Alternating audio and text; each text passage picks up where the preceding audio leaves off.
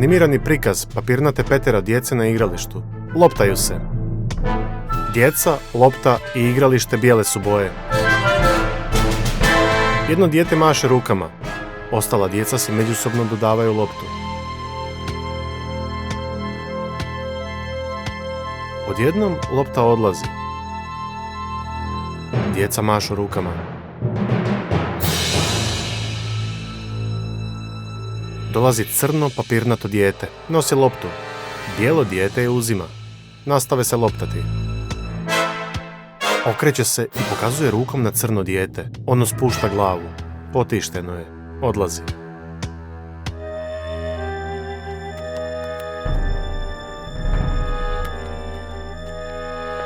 Igralište je crne boje, gdje se loptaju crna djeca. Mahne im i krene se dodavati.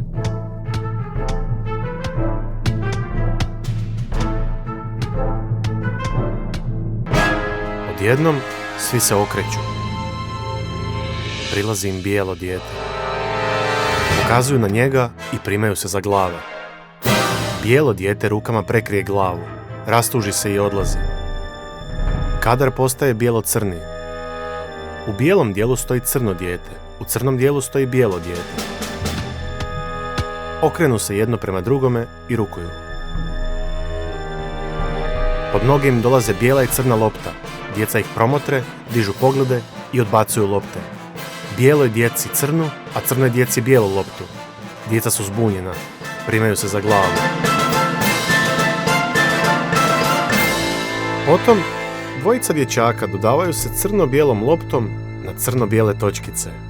Njihovo igralište sada je crne i bijele boje. Kamera se udaljava.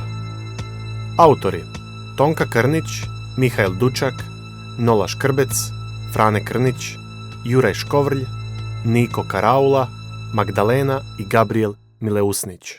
Produkcija FKVK Zaprešić. Kraj filma.